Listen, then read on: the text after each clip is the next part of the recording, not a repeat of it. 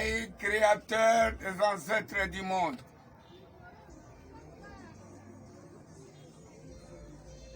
Lelo nabimisi mongongo pona kolobela ba président africain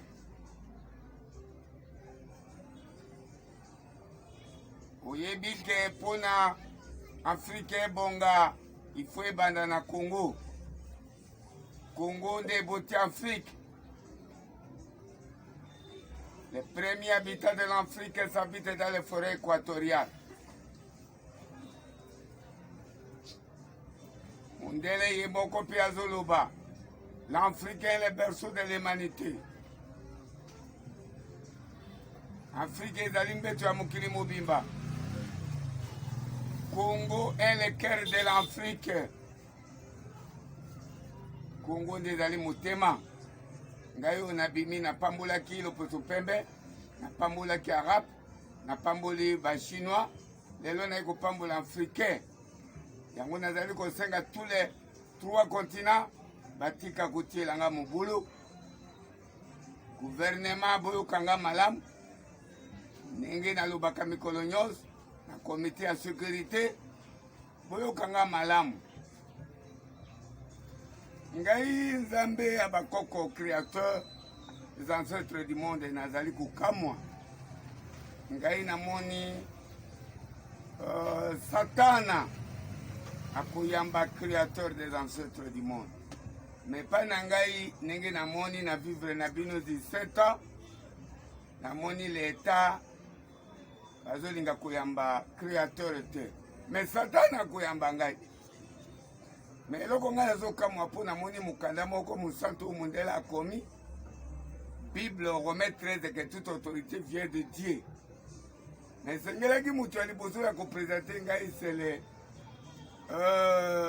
gouvernement autorité. Mais pas na ngai nazomona autorité azolinga koprésente créateur te. Mais Satana azoyamba Nzambe azoyamba créateur maboko mibale. Mais l'État azoyamba Nzambe te. Eloko mwa mukakatano ezali kuambrouye ngai nakomi lokola dépassé ndenge nakelaka mokili oyo nakomi lokola dépassé yango secrétaire na ngai atangela bapays africain mukanda na lokota ya français ya bamindele oyo bino bozali koyeba yango boyoka yango tangela bango po bango balanda. Message du créateur des ancêtres du monde adressé à tous les présidents africains.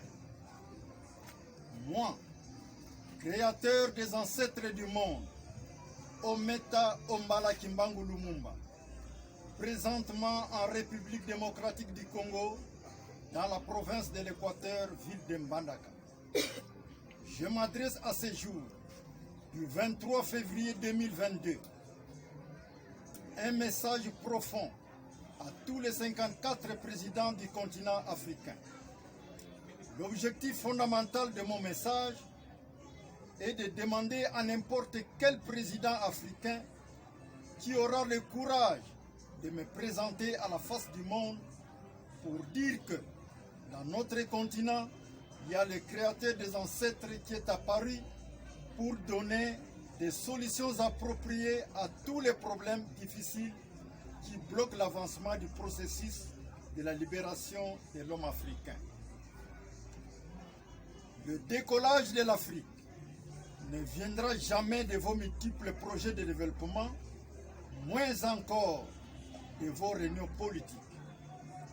Mais le changement dans ce monde ne proviendra que de l'Afrique, et c'est lorsque les dirigeants africains vont prendre conscience pour présenter le créateur des ancêtres qui est actuellement dans leur continent.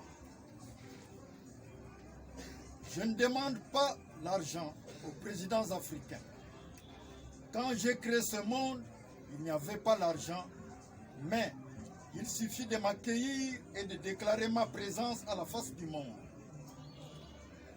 Ma présentation par l'un des présidents africains, le plus courageux et rempli d'Esprit Saint du Créateur, des ancêtres entraînera directement la fin des souffrances aux Africains. La pandémie du coronavirus, les catastrophes naturelles telles que les tremblements de terre, les foudres à feu, l'ouragan, les pluies et les inondations, les coupures cellulaires, les réchauffements climatiques, ainsi que les rébellions seront des petits problèmes que je vais résoudre facilement en un clin d'œil.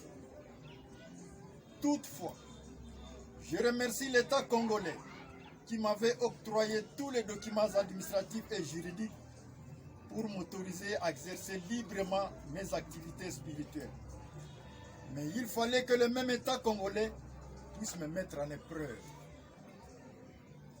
Après avoir béni les trois races du monde, l'heure est maintenant à la portée de la race noire pour obtenir son indépendance spirituelle. Mais hélas, on ne libère pas un peuple avec des troubles par-ci par-là. Par ailleurs, je viens de donner ma prise de position et ma contribution à travers les réseaux sociaux concernant les discussions sur les affrontements entre les États-Unis d'Amérique et la Russie pour précipiter l'Ukraine selon leurs divers intérêts. C'est ainsi que je les recommande toujours à privilégier la voie de négociation et de dialogue.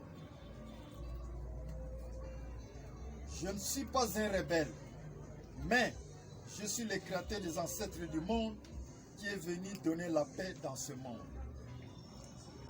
Tout président africain qui réussira de me présenter à la face du monde deviendra le plus fort et le plus proche du créateur que je suis. Fait à Mbandaka le 23 février 2022.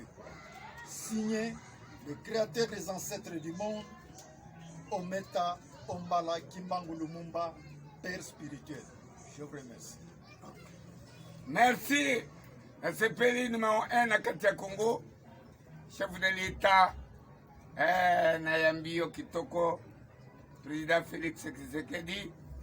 Il faut que puisse en appeler Nangai pour elembo ya liboso koyoka nazolobela o betu apa betu malukani proche na yo bazali proche na yo bazali pemeni na yo baministre bango mpe bazobunga te ngande moyo anyu sango ya kona nkanga jele hodi katete bozokima ngai ndenge nini bozoyoka lokota wana bozoyeba makambo nyonso me bozokima ngai ndenge nini bao bozolanda bango wana bazali kokosa bino kuna mindele ata dossier ya États-Unis na richesse mpona ndenge bazowela Ukraine nakomeli bango mpe mikanda otala mpe na bareseau sociaux batika badésordre wana mpo esala provocation ya 3e guerre mondiale mais soko bazoyoki ngai te wana ezali provocation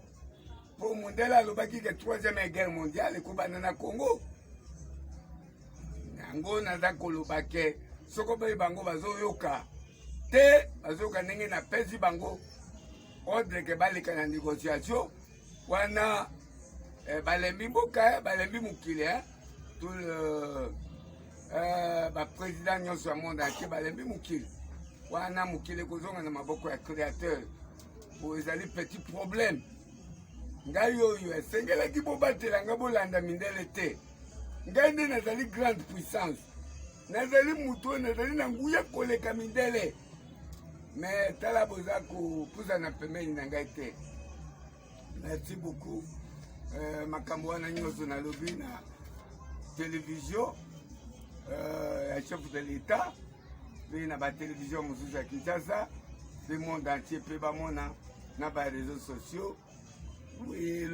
weloko onga nalobi moto aleka yango te onga nalobi liloba nde nakelaka mokili nakosilisa makambo wana nyonso kaka na langue soko na monde ezali ba 450 langue to 400 nalobaka yango me nasali na zamba 45 ans na mbandaka nasali 17 ans ça fait 62 nazoloba tous les langues monde entier ata langue ya créateur naloba langue ya baseti tonnerre naloba langue ya bamargedo nalobaka, langue ya 4 prophètes nalobaka, langue ya bakoko nyonso nalobaka.